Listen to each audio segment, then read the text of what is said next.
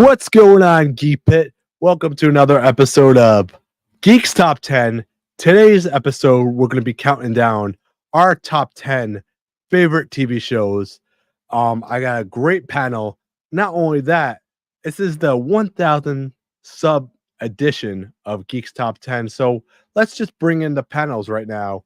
We got ABJ from the ABJ podcast. What's going on? You're welcome. By the way, I'm throwing a curveball live on the channel right here at you right now. What am I known for? What's my number? Your number. Five questions with ABJ. 5 questions with ABJ. I'm sorry about that. So we're going 15 shows. Let's go. 15 shows. 15 shows. Yeah. What this shows. week? Right now, we're doing 15. Top 10. Top 15.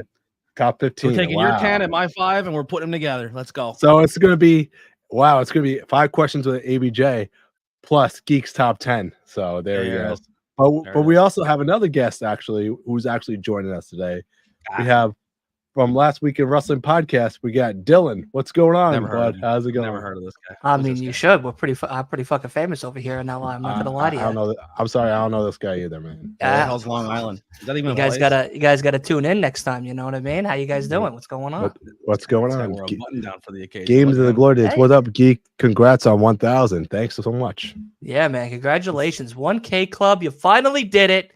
I'm so proud of you, We buddy. need to make a shirt now. We need to make a shirt, the 1K Club shirt. Yeah, like Bullet Club style or something like that. There you go. There's merch ideas. I'm throwing them out there. There you go. Yeah. Right. So we got a top 10 list right now.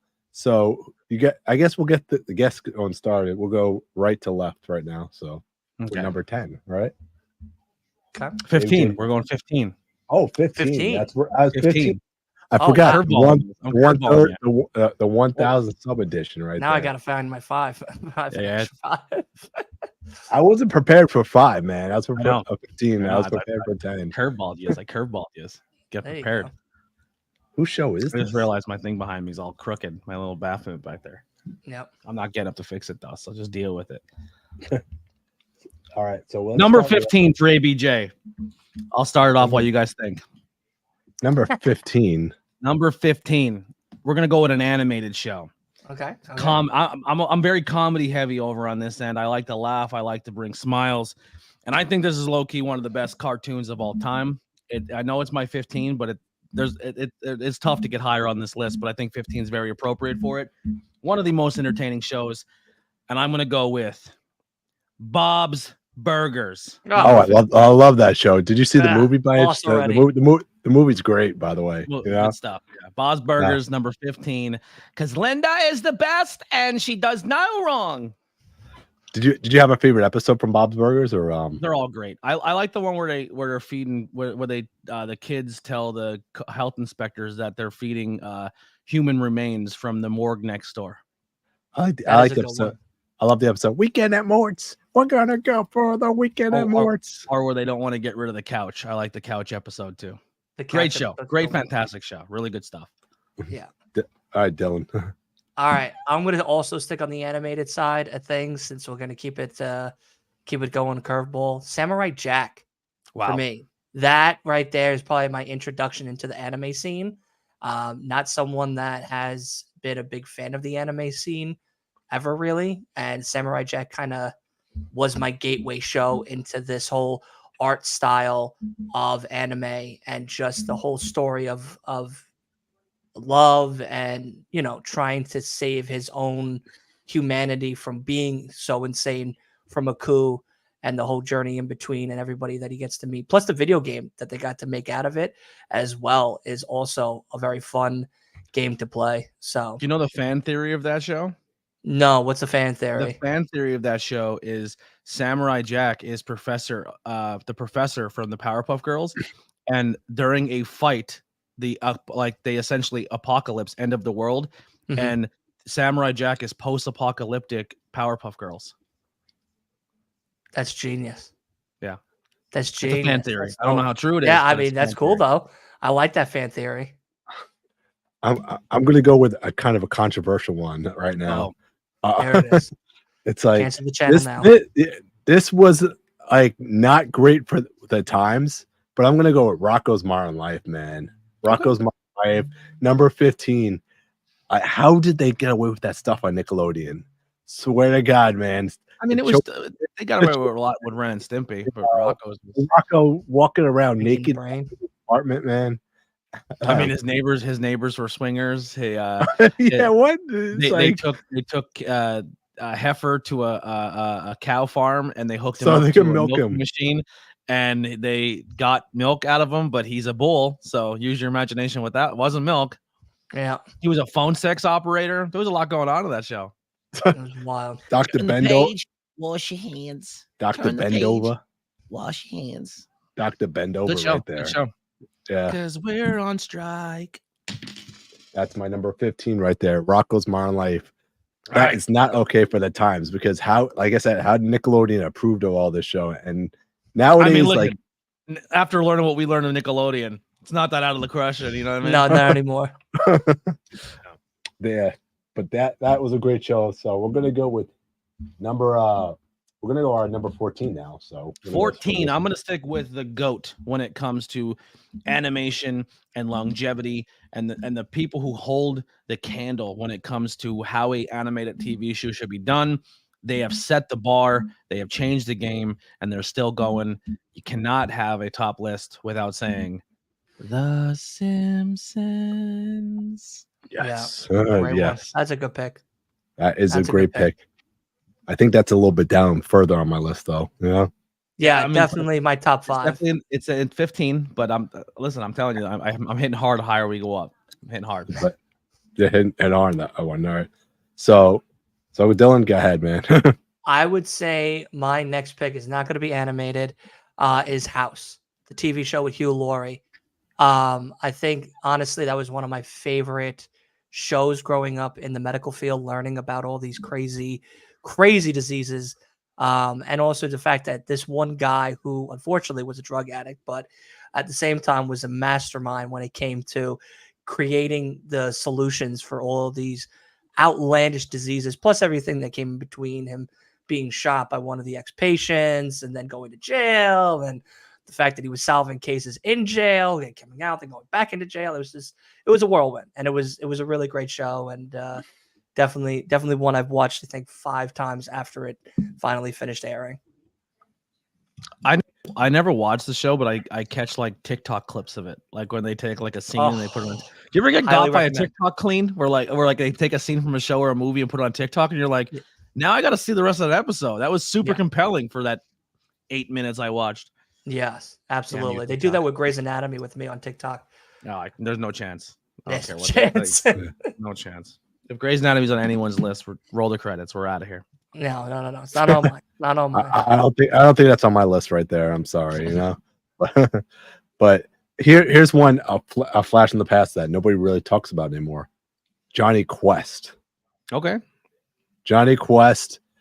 The animation for that time period was just insane with the graphics and the intro and everything. You know, absolutely love that show. And they made a couple of like little mini movies with Johnny Quest, but that's got to be one of my favorite. Johnny Quest is a segue to another possible, like, didn't make my top 15, but it's definitely up there for me. Space Ghost Coast to Coast. Oh my God, I used to love Space Ghost. Or Space Ghost interviewed Johnny, all the cartoon characters and stuff. Yeah, Never heard of it. Space It Ghost was like a talk show host. It was like Conan. It was like late night Jay Leno, Johnny Carson, except it was like a cartoon version. Okay. It was really good. But it didn't make your top list though, right? No, it did not. Number 13 though. 13's a spooky number. Got to have a spooky TV show. And there's a lot of out there. You know, you got your bangers that are out there. I'm sure that are going to be on people's list and much higher. But for me, this is the kickstart for like horror and television and everything for me, where it was geared to my age group, but it was still spooky enough that I think it still holds true with some of its stories. And I'm going to go with Are You Afraid of the Dark? Wow. Oh, I thought you were man, going Goosebumps. Goosebumps either is way. up there, but Are You Afraid of the Dark for me was a big deal growing up. That's a good pick. I'm going to stick away from the horror scene still for a bit because that's more on the lower list for me. I would have to say my number 13 is The Shield. I really enjoyed The Shield. I like the whole cop drama thing. I'm a big fan of like a Law and Order, Crooked Cop type of plot twists and all those weird crime shows and stuff like that. Not so much the paranormal side of things when it comes to those like crazy TV shows, but like the rugged edge, bad cop, crooked cop type of thing is always a good one too. Same with like Blue Bloods is also up there for me as well. But The Shield I thought was really, really, really good. And a lot of great people in there. Walter Goggins also in that show as well for a little bit. What an amazing actor. So definitely fun. Yeah, my number 14. Just like Johnny Quest, this actually opened up my eyes, and I'm pretty sure it opened up your guys' eyes to the anime world as well. It's Pokemon. Never watched it. My number 14, the animated series. Actually watching it after school and everything like that, and collecting the card games and everything, and learning all the Pokemon through the TV show was actually opened my eyes to the world of Pokemon right there. So It's a great pick. There's a lot, man. I could have went all day with these. I could have went top 50 easy, but we're gonna go 12. I'm gonna stick back to the anime series, animation, not anime, but American animation. There's two that always jump off the page to me when it comes to animation and superheroes. This one just got rebooted once again on Disney, but we're gonna go with one of the hardest hitting theme songs in the history of cartoons, and we're gonna go animated series X-Men. Oh man, that's a great pick right there. Love that pick. I have to get myself Disney Plus because I do want to watch X-Men 97, because I hear that the recent episode that just came out was a very, very hard hitting episode for a lot of fans of a specific character, and I really want to get thrown into that world. I love how people are saying it's woke. They made it woke. I'm like, you don't know what the X-Men were, do you? You don't get the concept of X-Men. Yeah, X-Men's been woke for a long time. That's a good pick. I'm actually going to stick on the animation side as well. Billy and Mandy, I always thought was a really, really funny show. I liked the whole idea that Grimm lost at his own game of trying to keep the kids' souls in hell. And now for eternity, he has to live on Earth, and he's stuck with not only Mandy, but I think the worst one he has to be stuck with is Billy. Even though Billy is somewhat of a genius in some aspects, he is the probably most foolish character that they have to offer in that whole entire show. But and then the show that came after that with the Bear and the Mind. I can't remember the name now. If everybody wants to jump in and help me out, but I don't know that one. Bill and Mandy was me and my brother are 11 years apart, so we have two different age groups of cartoons and television shows that we watched. But I remember being like watching a lot of his cartoons. I was like, man, these are bad. Like I just got to the point where I was like, I'm not watching cartoons no more. I'm growing up. But I always remember Bill and Mandy, the Adventures of Bill and Mandy being just really, Grim and Mandy were being really, really good. Like I just enjoyed. Yeah. There was two cartoons in that era I really liked, and that's one of them. Yeah. I don't want to say the other one in case it's on someone's list. Okay. Yeah. Here's one. Here's another flashback right now that number 12 for is just like Johnny Quest. And I'm still pissed off they screwed up the movie though, and they screwed him up in the movie. But I absolutely love Silver Surfer. Is one of my favorite actual Marvel characters. Right there. He had his own show. Yeah. I did not know that. You hear that? You hear they might be making Silver Surfer a woman in the new movie? What? Let's do it. I'm with it. Try it out.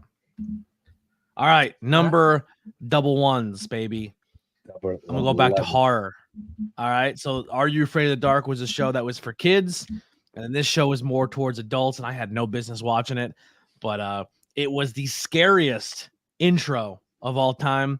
It would take you on a journey through the front door, through the whole house, and then you get down to that basement, and you're looking at that coffin, and it pops open, and a creepy ass skeleton laughs in your face.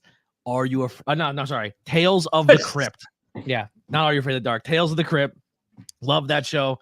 It's a great box set. If you can find it, buy it. It's really good. Tales of the Crypt, number 11. Tales of the Crypt. Okay. All right.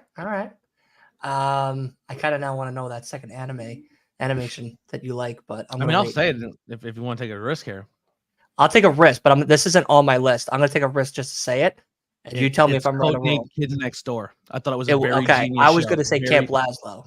No, Codename Kids Next Door was very, very cool because it was a show based on kids playing kid games, but it looked insanely serious and had a very serious tone.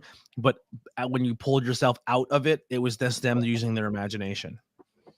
Yeah. Okay. I like that one. My number 11, and this is probably my only true anime that I have here, besides like if you want to consider Samurai Jack as one, is Death Note. The actual TV show Death Note. I watched the movie, which is really funny. The story of how I watched it was I watched the movie version, the live action with Willem Dafoe playing Ryu. And everyone was like, that's the worst version. That's like, I loved it. I thought it was great too. I was like, wow, this is a great show. This is a great movie. You gave me William Dafoe as a demon. Sign me up. Yeah, like, dude, give it to me, right? And then I watched the movie. I was like, all right, great. This was cool. Then they was like, oh, well, why don't you watch the show now? And I'm like, I didn't know they made a show of it. So then I watched the show, and I think I binge watched it in like the first 2 weeks, and I just couldn't get enough. And I always recommend that. Anybody's like, hey, how do I get into anime? What do you recommend? Death Note. That and Full Metal Alchemist Brotherhood is the 2 shows that I recommend the most. But Death Note, for those fans of like the horror and just like scary side of the whole anime world, is probably definitely my number 11 for sure. My number 11 is definitely going to be, it's been mentioned before, Boardwalk Empire. Such a great HBO series. Great show. I've never gotten to The Sopranos, so a lot of people love The Sopranos, man. But I was hooked on Boardwalk Empire and the characters and everything. My girlfriend, we watched it all the time. Boardwalk Empire. She's like, we gotta watch the whole series again. And ever since they brought it back on Max, now we gotta watch it the whole series over again because that show is gonna end on my birthday. On my birthday, not the actual year, but the whole show is about Prohibition, right? Yeah. The end date, not year, of Prohibition is December 5th, which is my birthday. That's crazy. Yeah. Uh-huh. That's pretty crazy. And that whole show is really based on like Atlantic City and bootleggers. It's a cool show. Mm-hmm. It is. I believe it's produced and ran by Mark Wahlberg. Mark Wahlberg, yes, correct. And Terrence Howard. Maybe a Mark Wahlberg show will be on my list soon. Yeah, it'll be on there. I already see it. I see it. And now before we get to our top 10s, if anyone's in the chat right now, you could join along with us for our top 10s right now. So if you have a top 10, we'll go with 10. We'll go with 9, and if you're in the chat, so you could join along with us. So yeah. So 10. This is gonna be one that everyone's gonna be like, I've never heard of this, and I get that. But this is my top 10. This is number 10. But this is also encouragement for you to go check it out because I think the show is done so well. So there's 2 shows that have made my top 15. Are You Afraid of the Dark? Your Tales of the Crypts, and if you can just smash those together, but add a touch of realism to it, possible realism, if you're into that lore. There's a show on Netflix called Haunted. And the premise of this show is people sit in a room and one person tells their story, and there's people that are friends with that person who may have gone through the situation with them, or they're friends who were like support systems through this person that went through this traumatic thing. And it's not always paranormal, but there is paranormal aspects to it as well. So, but they tell their story and then they shoot it like a movie. So they hire actors and everything, and they shoot this person's story in a cinematic movie. And it's done so well. There is a lot of gratuity in there. There's nudity. There's a lot of really, like, it's very HBO, Netflix. Like, there's going to be a lot of craziness, but it's a show that it's set up like your old school Are You Afraid of the Darks and your Tales from the Crypts, but it's done so well. And it's really, really creepy. Check it out on Netflix. Haunted. Some of the creepiest and scariest stories you'll ever see. That's so crazy that you said that because I watched that show a couple months back on Netflix, and I actually thought it was really, really good. It's awesome. It's really done. It's well done. Really good. but I didn't think anybody like I know like okay, so my mom's a big paranormal fan, Mhm. and that's something up her alley. So I don't know if she watched it yet, but if not, I have to recommend it to her as well because it is a very good show. It's a very good show. All right, so my number 10. We got 10 is Hey Arnold. That's another great one right Hey there. Arnold's a very good show. DMs Sons of Anarchy. What's up, yo? Number 10 is Sons of Anarchy. Sons of Anarchy. This took me 3 tries to get into. I Wow. couldn't get into it for 3 tries. And the 4th try, I was like, okay, like let me, because I watched like you, just like you said before, BJ. You see those clips, you see these one little moment segments, and then it's like, oh, all right, I'm starting to enjoy the show. And then you get past that like bad pilot episode and maybe that 4th episode that doesn't make any sense. Then you get to that 8th episode. Then you finally close with the season finale that gives you that hook, line, and sinker to get you into season 2. And once we got to like the 3rd or 4th episode of Sons, I was said, all right, I'm now in. And I like Ron Perlman. I'm a Great huge actor. Ron Perlman fan. Katie Seagal. Katie Seagal, the guy that played the son. I can't remember. Yeah. The guy who plays Opie. Like that. That's Opie, it's a great who's who of show. acting. It's a great show. It's Do you know there's a great paranormal show. element in that show that carries throughout about every season? Is the death of the father? No, there's an angel in the entire show. Every season, a ghost appears, and it's the same ghost every time. So you see it in season 1 when he's in the graveyard and the lady gives him a blanket and he gives her his jacket. Oh, and then he sees that lady again. Like everyone sees this lady throughout the course of the show, and at the very end, spoiler alert, you find out that lady is the mother of the kid who keeps smashing the window to their ice cream store because a bunch of bikers killed their mother by accident on the freeway. Wow. She shows up in Ireland. She showed like every single time everywhere. every time there's a major shift in the show, that ghost, our guardian, shows up and helps them steer them in a different direction. Katie Seagal's husband has to be one of my favorite writers of this type of genre of TV show storytelling. I didn't think I was gonna like it because it's a bunch of bikers, and it's well done. It's well and done. His spin-off series music, as well. Music in it. Oh, music's fantastic. But the spin-off series that CM Punk was involved in, the Mayans, was also very good. A little underrated. You know, the guy who's the leader of the Mayans was supposed to be Ron Perlman, and he was like the leader in the pilot, and they had to redo it. Yes, yeah, it's so crazy. It's a great show. But yeah, that's my number 10. Dude, the music when they did Alice Cooper 18 and they're burning the tattoo off the guy's back with a blowtorch, and it's just like 18. Like it's just like, oh, such a good show, really good. Yeah. I highly recommend that one as well. Yeah, another good one. All right, my number 10 is a little bit of a different one. It's a classic one back in 1960s, 1950s. It's I Love Lucy right there. Oh, hey, there you go. Lucy, I'm home. One's off the board for me. What? I had a higher on the list, so I'm gonna scratch it out and put something else there now. But yeah, I Love Lucy launched the careers of Des and Lucia Ball right there. They, with some classic lines like Lucy, I'm home. Yeah. That show is also very important to pop culture. Lucy's the first woman to own her own production company. The way they shot that television show where it was live to air, like it was the first television show that had like there was no turnaround time. Like it wasn't like you shot a bunch, then edit them and put them together. They revolutionized the way live TV is now. They were the first, even though they don't get credit for it, they're the first interracial kiss on television. She's the first pregnant woman to be on television. She's the first relationship to have the beds pushed together on television. Lucy's a gangster. Lucy's really good. Definitely a legend. And if you go back and watch the documentary about the I Love Lucy and her life and everything they went through, it's the most depressing thing ever because everyone on that show hated each other. Yeah. Did you watch the one with? As soon as they said cut, everyone just went in different directions. Did you watch the movie with Nicole Kidman or no? You didn't watch it? No, I didn't see that one. I seen like a made a TV version of a Lucy documentary, and I thought it was better than anything I've ever seen for I Love Lucy. Wow. But yeah, that show is a classic, and it's still running today, and people are still watching it today. So that's gotta be. That was number 6 on my list, by the way. I was number 6. Yeah. So but I'm gonna scratch it. I'll put something else there. Now you can still, if it's your number 6, it's your list. So there you go. You could keep. Well, I'm gonna move it because but I agree it should be in the top 10. Yeah. All right, what are we at? 9? Yeah, yeah. We're at Number 9. Number 9. Let's go back to that Wahlberg guy, and let's go take this back one to off the that board. list. There it is. One of the best buddy television shows of all time.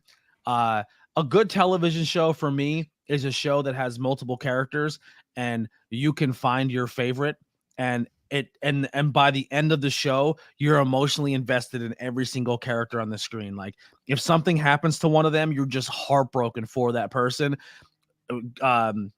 Sons of Anarchy did that, or sometimes you absolutely hate a character and they make you love them by the end of it, or vice versa. But this show I'm going to talk about here that really got that like for me was Entourage. Entourage was such a cool way of just a bunch of buddies who are just like, one guy's trying to make it in the business, and he's not only trying to make it for himself, but he's trying to make it for all of his friends. But he's trying to keep himself humble, trying to keep himself cool, calm, and collect, and not let Hollywood get to him. It's a great show. The movie was probably So the funny.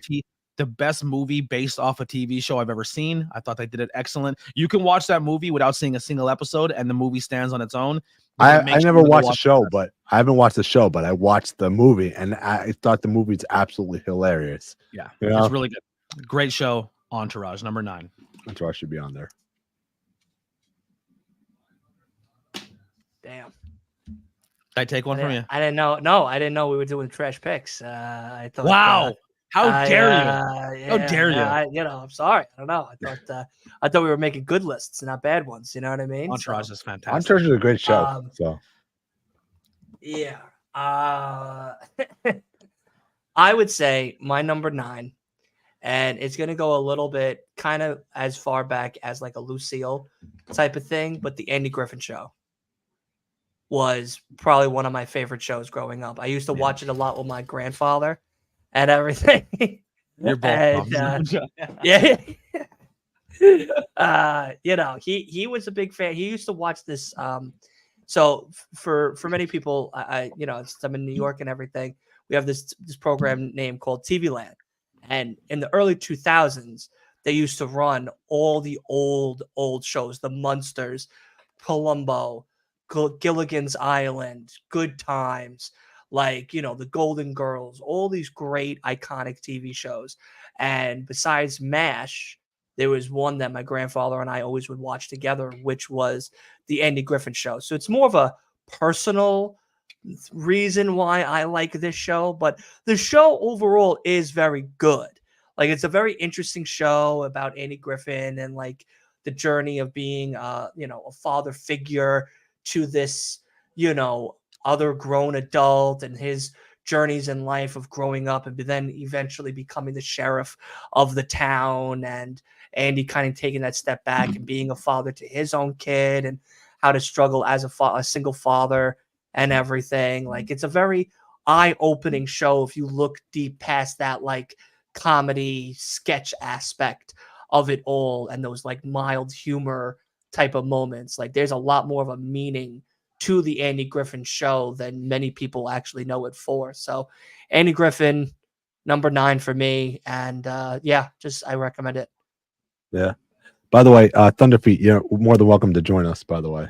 And the link is open in the chat. So I want to give a quick shout out to Games of Glory. That's a show that their number 9 is a show that I always wanted to get into and never started watching, but it's always been on my list of something to pick up because everyone said I would love it. And that's X-Files.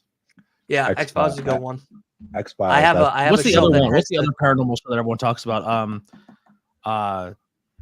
Twin Peaks or Twin Valleys or something. It's kind of like in that same. It's like almost Twin like Peaks. a sci-fi paranormal. Yeah. Or Black Mirror. Are you talking about Black Mirror? No. Black Mirror's newer. Black Mirror's a great show too. It almost made my list, but it didn't. But I love Black Mirror. I'll tell you why my next pick why Black Mirror didn't make the list. Yeah. Okay. So, for number 9, by the way, my number 9 is Dylan just mentioned it right now. It's another classic. I used to watch the show when I used to come home from school, late at night. Actually, What's up, Jake? How are you, buddy? It's actually I was on Nick at Night. It's called The Munsters. I don't know if you guys remember that. Oh, it's a great show. Classic show. Number 9, right? It almost made my top 5. Great show. That's a perfect blend of comedy, realist, like because And horror. Herman said some real shit in that show. Yes, he Sorry, did. sorry for cursing. I don't know if you're allowed to No, curse. no, you Sorry can for curse. cursing. You can curse, dude. You're more than Sorry, welcome. Also, brother. like, it's also spooky, but it comedy. Monsters was that was gonna take my I Love Lucy spot at 6, but now I have another one on backup. Number I- 8. Number I was 8. actually- This is the reason. I was actually Number 8. disappointed. Sorry. Okay. I was just Go about ahead, to say no, I was go a little disappointed in the movie that Rob Zombie released recently. I thought that was horrible. I thought that was horrible though. I think there's room to grow with it though. I kind of want to see how, because that's only like the introduction of the heart of the monsters, like how they meet and stuff, and then by the end they kind of turn more into what we know as the monsters. You know what I'm saying? Okay. So I'm kind of seeing if they keep going with it, how it would evolve. Happy But my Days. number Oh my 8, and the God. reason why Black Mirror did not make the list for me is because if you're going to talk about Black Mirror and you're going to talk about thinking outside the box and being creepy and getting these stories, you got to go to the OG, and that is the Twilight Zone. Number 8. Twilight. Another classic right there. You know? My favorite episode of the Twilight Zone is the one, I don't remember the title of it, but the husband to the woman passes away and she keeps going to the gravesite. And one night there's a thunderstorm and all of a sudden her phone keeps ringing and ringing and ringing and she picks it up and there's breathing on the other side one night. The next night, same thing happens. Ringing, ringing, ringing, picks it up, breathing. Another night, same thing. The last night, she picks it up and she starts talking. A gentleman starts talking. And she keeps going to the gravesite, not realizing that there's electrical wiring in the actual plot of her dead husband. And that it's him phoning home to his wife. I was like, what? Like, There's an that episode was like that wild. that's just as creepy where this grandmother gives her grandkid a toy phone, and then the grandmother dies, and this little kid keeps trying to unalive himself, and they keep like, why do you keep doing this? Like, you're running out in traffic, you're trying to jump off the roof, and he talks on the phone and then tries to go do it, and he's like, grandma wants me to come with him. And then she picks up the phone and she hears someone breathing on the other end. Like, she's talking to the grandkid through this toy phone she got him. Dude, it's wild. That's a great I show. loved it. That's a Dude, great show. Twilight Zone's so good. The very first episode is one of the best ones, where it's the guy who sells toys and he can make the best pitch, and death comes and he's like, "You die today," and he's like, and he tries to make a pitch to the death to try to make himself live one more day. Yeah. Yeah, Yeah. it's a great show. Black Mirror is just as good, and I will say this: the Paramount version of Twilight Zone that they just redid with Jordan Peele is just as good too. It's in the same vein as like X-Men, where people are like, Twilight Zone, they brought it back and they tried to make it super woke. The Twilight Zone was always woke. It always talked about social injustice because the guy who wrote it was a Holocaust survivor. Right. Oh wow. I didn't even know that. That's pretty Happy crazy. Happy Days. That Happy was He Days said the another reason one. why he made the Twilight Zone is because he's seen the world differently than everyone else, because he's seen the darkest side of it. Yeah. But that was another great one. Happy Days right there. You know? Mhm. Classic pick. Fon. We got the Fonz right there. Hey, right? But All right. Well, my number 8. 8 is The Sopranos. Absolutely. It is. I never watched it. Oh, it I is. never, probably I one never of- watched. I told you I never watched Sopranos either, so Yeah, that's why. can we all of us here do a on the ABJ Discord possibly a Sopranos watch along sometime soon, because I That's gonna think take we forever. all. No, it wouldn't. We would be able to have a Rather great do a time, Boardwalk like Empire one. a Friday night type of setting, and do like a Friday night throwback, a Thursday night throwback, or something, and do that, because you guys need to watch The Sopranos and enjoy one of the greatest Italian mafioso shows of all time that gave birth to Boardwalk Empire and all these mafia reality shows that came after it, and everything mafia wise, The Sopranos set up perfectly. And what's really crazy, Tony Serpico, the one that just passed away recently, was a part of the Colombo family and was shot in real life. He was a part of the actual mob and was offered, before getting this opportunity, he was offered to be a part of the actual Colombo family and a made man. But he denied it because he got the acting bug in him. And he was like, oh, I'm going to go try something else. But he did a lot of bad crimes. Never killed anybody, supposedly. But we never know.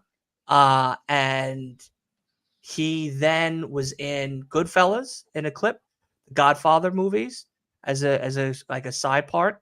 He was in a couple other big Italian mafia movies, and then he was in as Paulie Walnuts. And this was probably that moment where his fame skyrocketed, and everybody remembers him as Paulie Walnuts. But he's also in the movie A Bronx Tale, the Great Godfather movie. series, Goodfellas. He's in there. Do you for know a there's minute. a scene in I don't know what gangster movie it is. I think it's Casino. I could be wrong though. But there's a scene where they go whack a guy, and the guy's like running through his mansion, and the guy just keeps shooting at him and then offs him. But they shot the scene because it's based on a true event because they used it in the movie Casino, and there's like they used to hire guys as like advisors of how Mhm. things may have went or how they did Correct. things, and they're like, bro, it's all wrong. The guy's like, it's all wrong. That's not how it went down. That's kind of like how they did for The Sopranos. So the actor, shit. Well, real quick, but so when the Go ahead. guy said it's all wrong, this is how you should do it.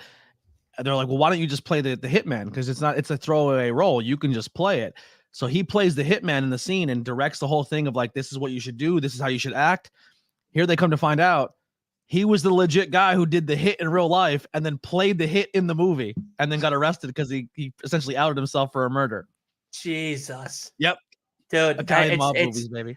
the guy that played Tony Soprano in The Sopranos. In the first episode, he's wearing a pair of shorts. And one of the mafia guys that saw that called him late at night and said, if you're going to play a mafia guy, a captain, we never wear shorts. And he was like, what are you talking about? Like, what kind of fucking phone call is this?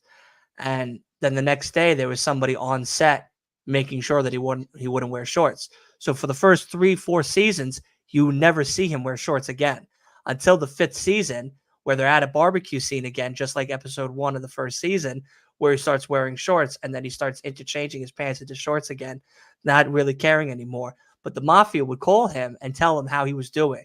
I really like that. That was very on point. That's how we're supposed to speak. This is what you're supposed to be doing. And it's just crazy to think like that's what was going on while they're trying to make this amazing television show. Yeah. It's wild. It's wild. Great show. Number 8, Lance. Number 8, I was sick on a ski trip once. This was when I was very young. And there was a marathon of this show. It's called Gilligan's Island. Yes. Yikes. Gilligan's Island. This I skipper never got into too. that show. Oh, you never got into Gilligan's Island? No. Never. Do you like that show, Dylan, or no? I did. Growing up show, yeah. So I watched the whole marathon. I was like, okay, now I feel better now. I watched the whole entire series. So Gilligan's Island's gotta be my number 8 right there. What? I said you probably puked and sweat out all your bacteria watching that show. Number 7. It's not a mob show, but there's a mob singer doing the intro music. Let's take you to the great. I think it's Chicago that this is based out of. It's one of the most dysfunctional families of all time. Husband and wife hate each other, but this family's always picking at each other and hates each other. But if you try to get involved in this family and cause problems within it, this family will turn against you and will kill you. They have dysfunctional neighbors, and it's one of the best shows of all time. They're one of the funniest shows of all time. Married with Children. Yeah, I've heard of great this show. Great show. Absolutely great show. That launched the career of Layla from Futurama, I believe, right? That's Kate Segal. Kate Segal, right? Right. So yeah, that was a great show. Was also on Sons of Anarchy. Ever so Spiffy watches that show all the time. Married with Children. Great. Yeah. Christina Applegate launched that career. What's his name became the biggest thing from that show on Modern Family. Yep. Al Bundy. Married with Children, one of my favorites. Mm-hmm. Number 7, Oz. That's another great HBO show right there. Yep. Another one. All right, Dylan, number 7. Arrested Development. Okay.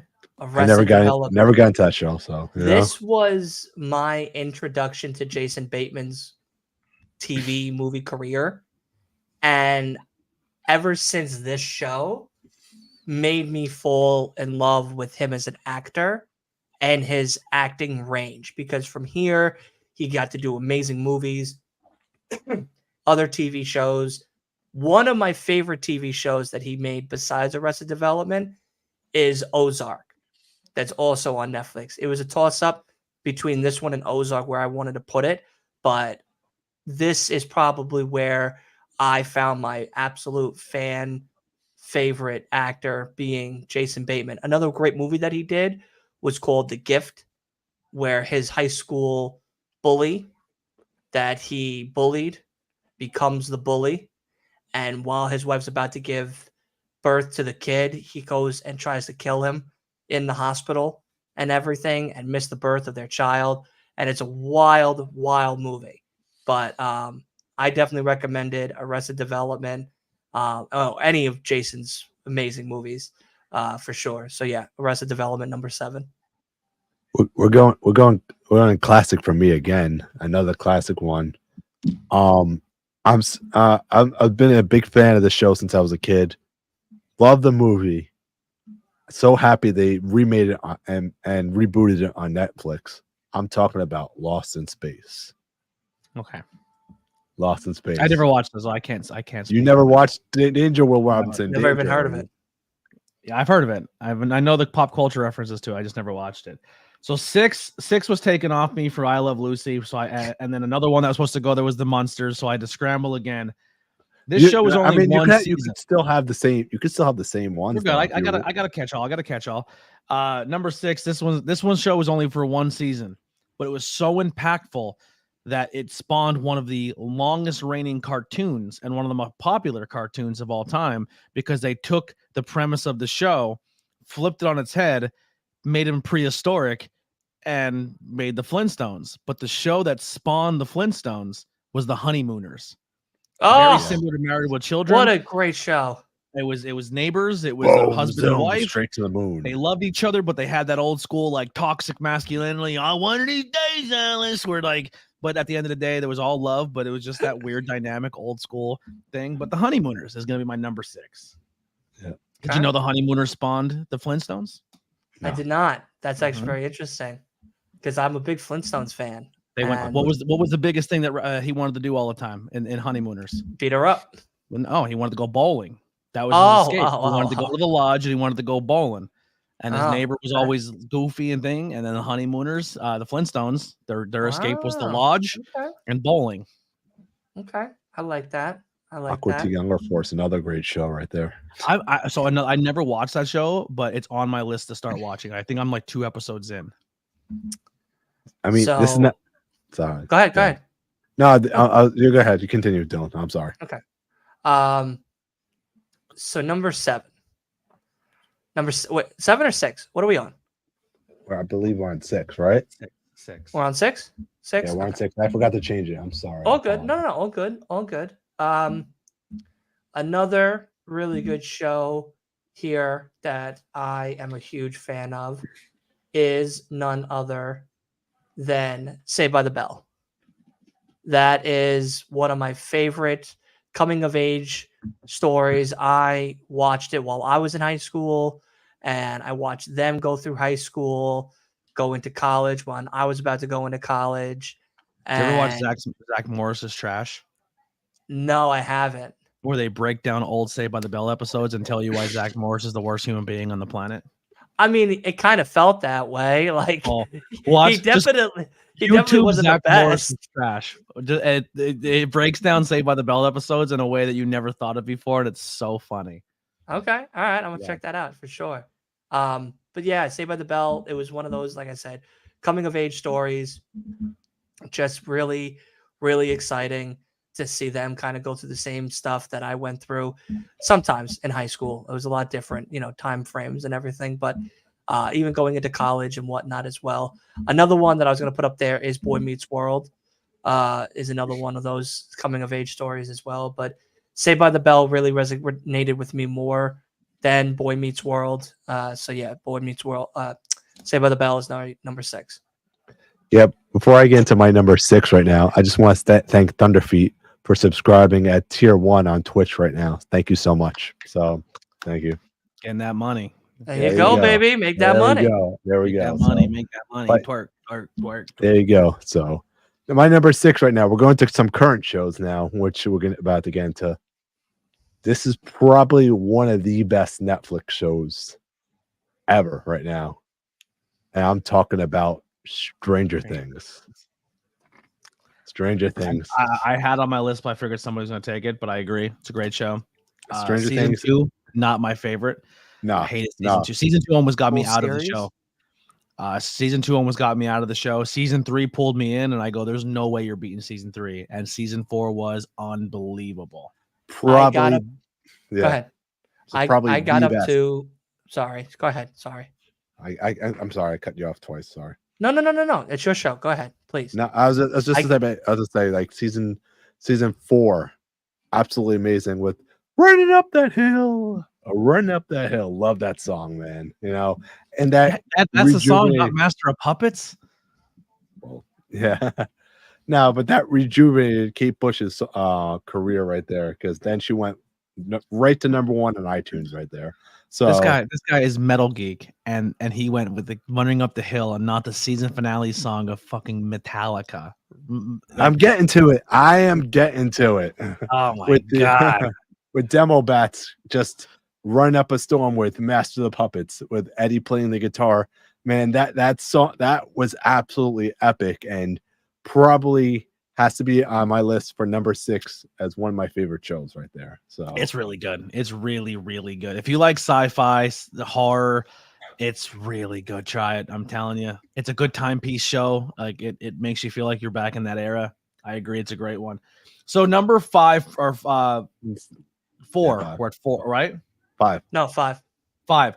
So I had something written down here as a Netflix show, and I was torn between this show and another show. But this is not really like a TV show. It's more like a continuation sketch comedy show. And I feel like that doesn't fit the mold of everything else we talked about here. So I'm going to change it up a little bit. But I was going to, another one I'd recommend. The first one I was going to put was Saturday Night Live. And then the next one would have been I Think You Should Leave, because I think it's one of the funniest fucking things you'll ever see. Love that show. So good. But I'm going to change it, and I'm going to go with something more impactful, and I think it's a show that everyone should watch. And I think the reboot of this show was really, really good too. And when you hear the theme song to this song, it's the most catchy of all time. We're going to take you to Bel Air, and we're going to go Fresh Prince of Bel Air for number 5. Great show. Absolutely. Just watching a young man grow in adolescence, coming from Philadelphia to money and not knowing how to conduct himself and stuff. Really, really good show. Yeah. It's a good pick. That's a really, really good pick. I'm gonna go a little bit back on that comedy swing for a little bit. The guy created one of my all-time favorite. Definitely put it on in the background while doing things, TV shows, being Seinfeld, coming out of Long Island as well, Jerry. But Larry David, Curb Your Enthusiasm. It's in its final season, quote unquote, supposedly. And I'm still watching this show, and it still just gets better and better and better with every season. I don't think they've missed so far, and they're on season 10 now, maybe 11 coming up, and it's just getting better and better and better. Everybody Loves Raymond is another great one as well, but Curb Your Enthusiasm, between the people, the situations that he gets himself into, to the whole like Jerry Seinfeld feel of the show still is just awesome. And Curb and the guests are always an absolute riot. Did you ever see the documentary how Curb Your Enthusiasm saved a guy from going to life in prison? I heard it. No. I just heard about this. Just So now. a guy was framed for a murder, and he told everyone like, Oh, I yes, didn't but do the it. baseball I didn't incident, do it. right? I didn't do it. His alibi was he was at a Dodgers game, I believe. Correct. Yeah. And they're like, no, you weren't. No, you weren't. We have all this thing saying that you're guilty, and they were going to put him away for life. And they were trying to get all this footage from the TV and the news and everything that tried to put him at this game, and they couldn't find anything. And there's a scene where Larry David brings in a prostitute to the game so he has someone to sit with. And as they're walking down to their seats, this guy is there with his kid walking up and is caught on camera and gave him his alibi to prove him innocent. So that show saved a guy's life. That's amazing. Yeah. I never got into I Seinfeld. now know I what you're couldn't do talking Seinfeld, about. but Curb was really. I always liked Curb more than I liked Seinfeld. Yeah, Curb is a very good. It's a very good Yeah. show. Yeah. So I know number all this dumb pop culture stuff like that, like just silly. Like who knows that? Yeah. I watch You- so many documentaries. Go ahead, the geek. Number 5, I always talk about this. I absolutely love this game. And I was a little skeptical when they were going to make the TV show. I'm like, is this going to transition great? Is this going to be good? I saw, and then I started Twisted Metal. seeing what? Yeah, Twisted Metal. Yeah, exactly. I know No, what it is. but a lot of Hate it. people would agree with me on this one that The Last of Us is my Fallout. number 5.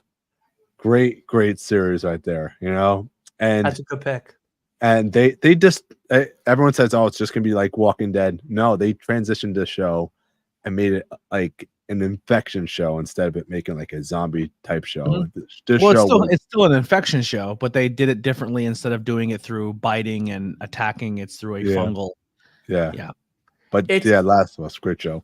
It's also, and just to touch on that for a second, like it's also the way that they adapted from the game elements and putting it into a TV format and really expanding on the characters' backstories, especially with Frank and Bill, that whole episode and how things were between the two of them and the love that they shared and the lengths that they both were willing to go to even spend eternity together. Because at one point, Frank didn't care. He didn't want Bill. Bill wasn't his guy. Like he was cool with living alone. He was living alone. Finding Bill, falling in love with Bill, Bill then unfortunately passing away, and him following suit and passing away with him because he didn't want to be alone again. Jesus, spoiler. And alert. watching that whole episode and that love that they shared that they really didn't get to touch upon in the game, with except for like a couple of notes that you would find in the house, was really cool. That they were able to expand and really give you a deeper level of these characters that we know as gamers just as characters in games, but now as a TV aspect that a lot of new people got to see and made people want to play the game. And that's great. And we got a season 2 coming, baby. And, So yeah, let's and go. I got to go through the haunted house at Universal, which was absolutely awesome too. Another Yeah, I great was haunted invited to the first 2 episodes in the city of HBO, which was really cool. That was Really? cool. Yeah. I got to go to that little New York City thing, which was really, really fun. That was Yeah. really, really fun to see all like the props and the sets, and then watching the first 2 episodes was great. That's cool. You know? That's cool. Yeah. Number 4. Number 4. Yeah, on to, All right, yeah. Steal my thunder, why don't you? All right. Remember, Uh, look, at least the little girl that bit your fucking finger. I'm gonna this is my last of the animation in my top 5, and I'm gonna go with my favorite of all time. When you think superheroes and you think animation, if you don't think the X-Men, you think Batman. The Correct. Batman animated series is my number 4. Love it. Love it. I am going to go with a show that's a little bit behind in the era, but was still great for what it brought to the table, and that being Good Times is In your You top know, 5? in my top 5. Absolutely. Wow. Jesus. Listen, it's called class. You know what I mean? It's called class. God, damn. No, I think Good Times is definitely another one of those, coming of age stories, but we get to see, honestly, for what it was like for a different demographic of people at that time and how hard it was for them just to get by and struggle and be in these situations, and the father that was very not disdained of his family, but pulled away from his family because of the economic hardships that he had to face in the time and that city that he was in, and all of the things that he had to do to kind of keep his family afloat. And even when the kids wanted new sneakers and this and that, and he tried his best and worked and whatever it was, I had that somewhat similarity growing up as well in my own household. So it was that like comparison that I could see of like My father worked 7 days a week. That father worked 7 days a week. My father would come home on Sundays at 8 o'clock, 9 o'clock at night. And he'd start at 7 in the morning, 6 o'clock in the morning. And same with that guy. And it was just like trying to remold the image of what, the economic hardships can be for just one specific demographic is very, very sad. And how we need to kind of change that type of rule of thumb as we evolve as human beings. I think it's a very great show. So good times for sure. Number 4. A show that's been mentioned before. You mentioned Curb, actually. Did you change your settings on your microphone? What's up? Did you change your settings on your microphone? No, why? You got loud. You got real loud. Hot mic. Maybe it's too close. That's why. I don't know. It looks sounds like it's over mod. Turn the mic volume down a hair. Down a hair? Yeah. All right. So if I could get to it. You could still tell us your thing, but just know that you're a little hot right now. All right. So anyway, my number 4 is it's been mentioned. It's actually Seinfeld. Wow. Because it's like the show. It's like just it doesn't age because it's just such a great show. You're good now. And it's better. Yep. All right. I didn't even touch anything, but which is weird. But yeah, my number 4 is like Seinfeld because that show doesn't age. Like the shrinkage in the pool, just such a great episode, man. Probably one of my and you look back at it today, and it's still funny. It's still funny today. The Soup Nazi, another great episode, But yes, Seinfeld's got to be my number 4 as probably one of the greatest shows of all time, right there.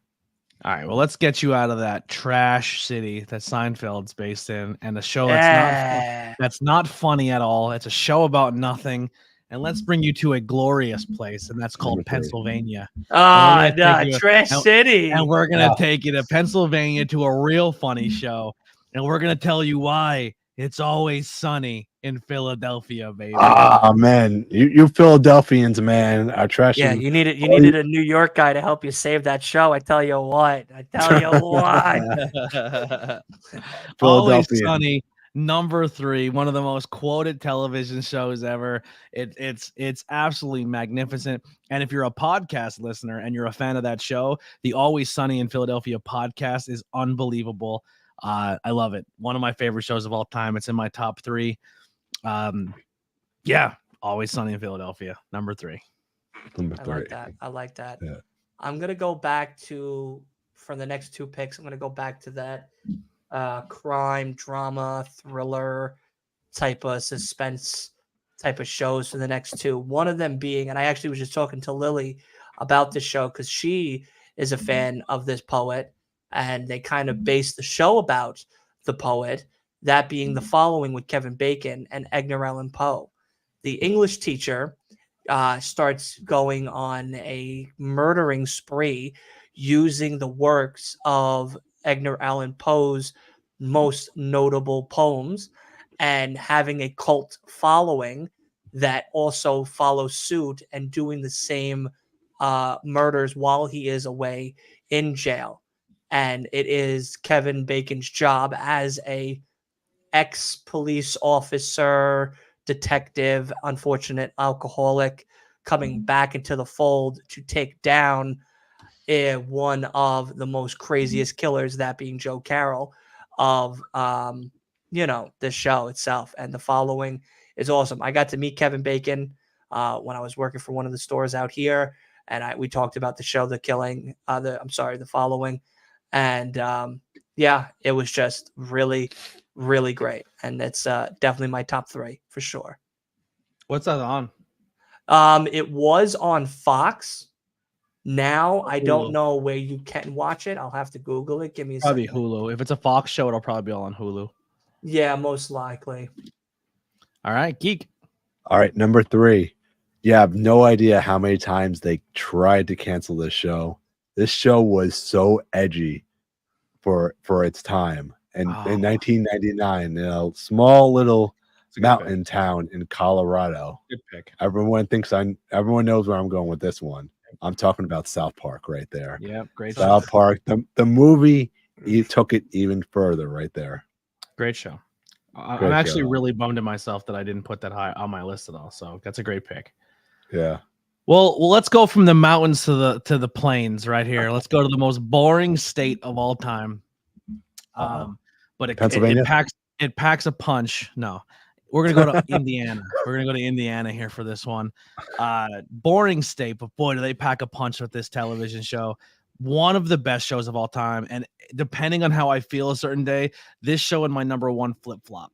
They flip flop. They're very similar in style, but we're gonna go with Parks and Recreation. God, Great do I show. love this show. Love this show. Great show. Such a good show. Such a great Number show. 2, Parks and Rec. That's all I got. That's all I got. Oh, okay. Yeah, I was waiting for more. I was waiting for you. It's literally the best show on television. Literally. Literally. And that meat You sure about burrito, that? that meat burrito is all about it, you know? So I'm going to go R.I.P. The Sebastian. Killing. The what? It's Little Sebastian. R.I.P. Little Sebastian. Little There's a character in the show. The Killing. The Killing. Yes. It is into the dark part of the world known as Seattle, where it rains 360 days out of the year, probably 5 days out of the year. It's nice. The rest of the time, it's cold, damp, disgusting, and just depressing all around. The weather does that to everybody. And the show itself is about two people. One of them actually was in the show Suicide Squad. The readaptation, James Gunn played the corporal in the show, as well as the first movie, and then the second one with John Cena as well. Season 1 was very great.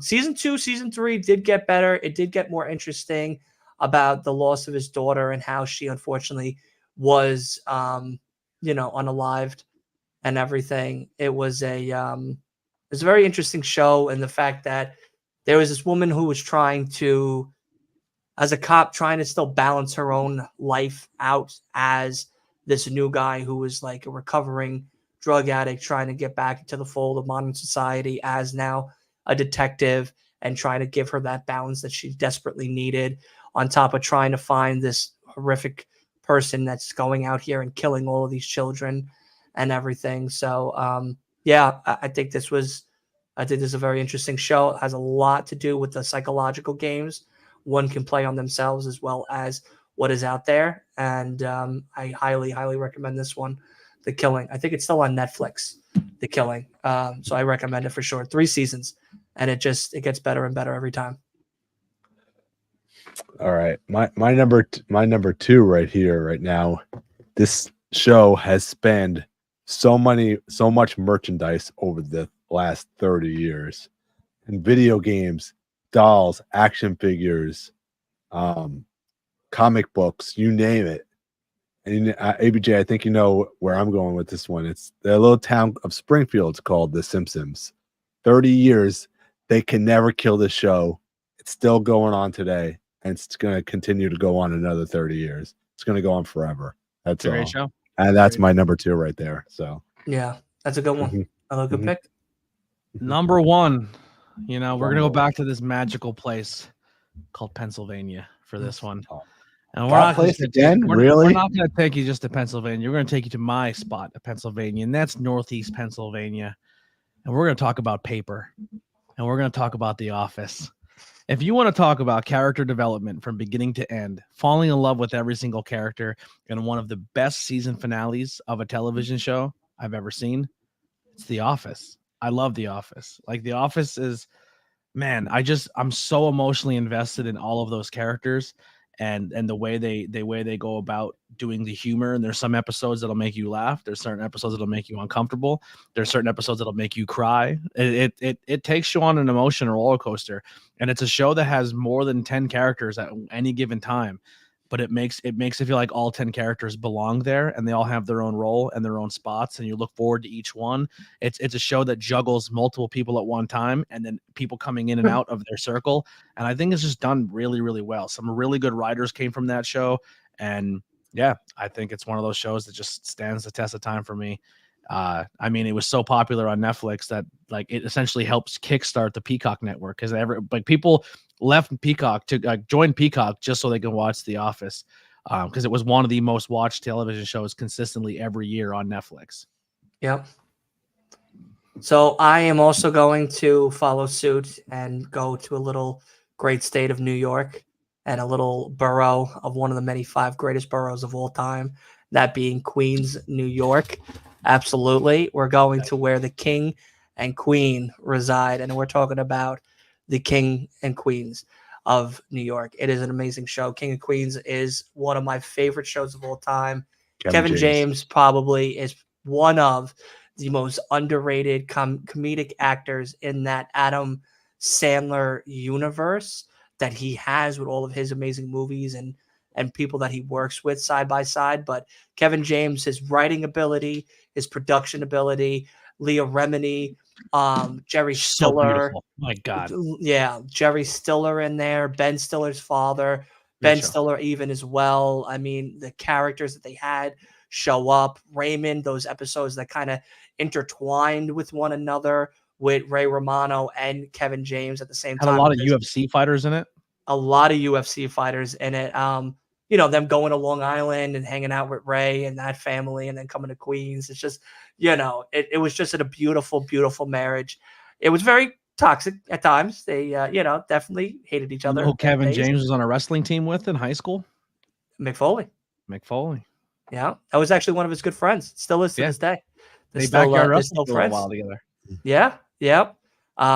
Yeah. King of Queens, 100%. Anytime I leave or I think of Queens and I can't go to it or whatnot, or I don't want to, I just put on that show and I feel like I'm right back home all over again. Great pick. It's a good pick. Yeah. Thank you. My number 1 pick right now is such a great show. It was graphic for cable, even for cable TV when the show first aired. I am talking about, based on comic books and everything like that, I'm talking about The Walking Dead, that spawned its own universe with Dead City, and I believe it was Negan and Maggie. I believe they spawned another series and a bunch of other spin-off series. So, but The Walking Dead's my number 1. I loved the books, and then I was so excited for the show. And after like season 2, I was turned off. It gets better. It gets better. No, it doesn't. It does, and then it falls off again. Bro, you cannot. After 8 seasons, it called. I couldn't finish it after a certain episode. You know what ruined it for me? When the writers itself turned around and said, when the guys who created the show were like, "Are we making the Rick Grimes story here, or are we telling the Daryl Dixon story?" They made it more about Daryl than they did anyone else on the show. Well, the girls love Daryl. The girls love, but he, like, the premise of that show is your story of Rick and all these other characters, and it was essentially Daryl took all the elements of characters from the book that were really cool, and they just put all the cool elements into one character. Like Michonne was way better. Maggie was way different. Andrea was Daryl in the comics. Yeah, like, Andrea was a badass. Like the governor in the comics makes the governor on television look like Sesame Street. Negan was probably the most accurately depicted character besides Glenn and Shane on that show. Those two were amazing. Like the comics were so good. Like so good. I gotta read and the show, comics and now. a lot of times the shows did not pick that up for me. Tyrese was one of the most badass dudes in the comic, and they made him a babysitter in the TV show. Yeah. It's true. There's a scene in the book where they go to the prison and they're trying to clear out the prison, and they're like, yo, in the gymnasium is a whole bunch of zombies and we need to clear them out. And Tyrese and Glenn, everyone goes in and they get surrounded and they all get forced out of the gym, and Tyrese is stuck in the gym, and they're like, he's dead. Like, we just lost Tyrese. Like, all right, we have to go in there with a different plan. And like the prison was so instrumental to the group of no longer fearing the zombies because they learned how to corral them and fight them differently and do things. And so they go into this gymnasium, and all Tyrese had was a hammer, and he was supposed to like be dead. And they open the gym doors, and the whole gym is dead zombies, and he's just sitting there like, took y'all long enough. Like, dude's a gangster in the books, and like I- TV show, I- they just dropped the ball. That's on him. crazy. I enjoyed that attack on the prison scene in I believe it was season 4 or 5. Mhm. I believe that was such an epic scene that they did. It's read it in the book. It's even better. It's even better in the book. I got to read Yeah. the comics now. You know, The whole Michonne hating the governor, like they tried to make it more like the comic, but the reason she hated the governor was on a completely different scale. So you know how they kind of teased like SA on Maggie, like making her like act like she like in the comics, they essentially chain Michonne to a wall and essentially take turns on her for weeks. Like What? Damn. doing horrible stuff to Michonne. So when she escapes, she's like, they're all about to jump over the wall and leave. And she's like, I'll be back. And she goes to the governor and she cuts off his arm, cuts off his leg, castrates him, and then just about to finish him off by stabbing him in the face. And someone busts in. So she's only able to go into his eye and doesn't kill him. So when the governor comes back, he's missing an arm, he's missing a leg, he's got an eye patch on, and he comes full force into that prison, and he's looking to murder everyone. Like the governor was like, and the way he manipulated people, and he was such a good cult leader. Like they don't like. There's a whole book just on the governor and how he was able to go through his whole the comics were so good, but the show really let me down. Damn. All right. Yeah. Man, that's our top 10 right there, man. You know, Top or 15. top 15. No, it's our top 10 with ABJ's 5 questions with AB. Yeah, 5 questions with ABJ right there. You know, Mhm. make our That was 15. good. That was fun. So that was a fun podcast. So Yeah. all right. So before we get things rolling right now, we are officially at 1,000 subs right now. Thank you all so much. ABJ, where can people find you exactly? It ain't about me today, brother. It's about you.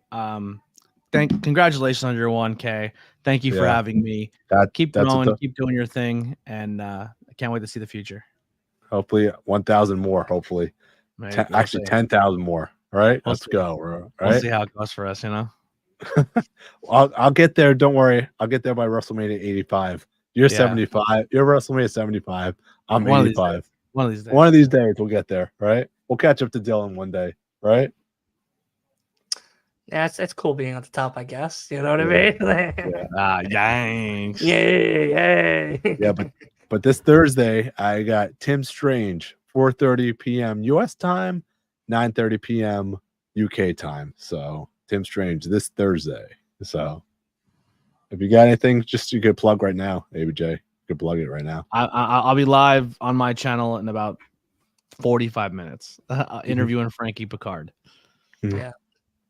Dylan, you got anything? No, man, like ABJ said it, and he said it best. It's about you today. Congratulations, buddy. 1K. I cannot wait for that 2,000 episode, 5,000 episode, 10K episode. It's gonna be amazing. It's gonna be so much fun. You did it. All that hard work is starting to pay off, man. Keep up the grind. Keep up that mentality. And hey, maybe you might surpass all of us one day, which would be really. I was this close to surpassing ABJ that one time, but he just zoomed right past me. Zoomed right past. I'm like, wait, he got to like 985 already, and I'm like, yeah, all right. What the heck, man?